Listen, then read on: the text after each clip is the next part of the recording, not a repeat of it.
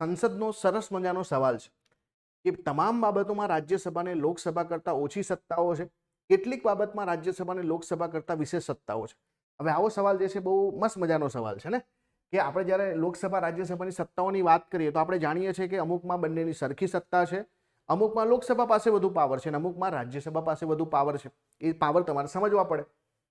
તમામ બાબતોમાં રાજ્યસભાને લોકસભા કરતાં ઓછી સત્તા છે, ખોટું છે. માનો કે કોઈ પણ રાજ્યની અંદર રાજ્ય યાદીના વિષય પર કાયદો બનાવવાનો થાય તો એના પહેલા તમારે શું કરવું પડે? એક પ્રસ્તાવ પસાર કરવો પડે અને રાજ્યસભામાંથી થાય. એનો મતલબ કે લોકસભા કરતાં રાજ્યસભાનો પાવર એમાં વધારે છે. માનો કે તમારે કોઈ ઓલ ઇન્ડિયા સર્વિસ નવી ઊભી કરવી છે તો ઠરાવ પસાર કરવો પડે, એ રાજ્યસભામાંથી થાય. એટલા માટે તમામ બાબતોમાં રાજ્યસભાને લોકસભા કરતાં ઓછી સત્તાઓ છે, આ ખોટું છે.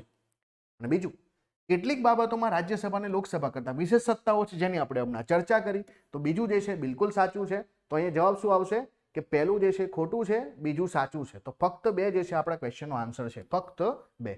તો તમારે જે છે લોકસભા અને રાજ્યસભાની કઈ બાબતમાં સત્તાઓ જે છે રાજ્યસભાની વધુ છે કમેન્ટ કરવાની છે. 2 તો મેં તમને બતાવી દીધી છે.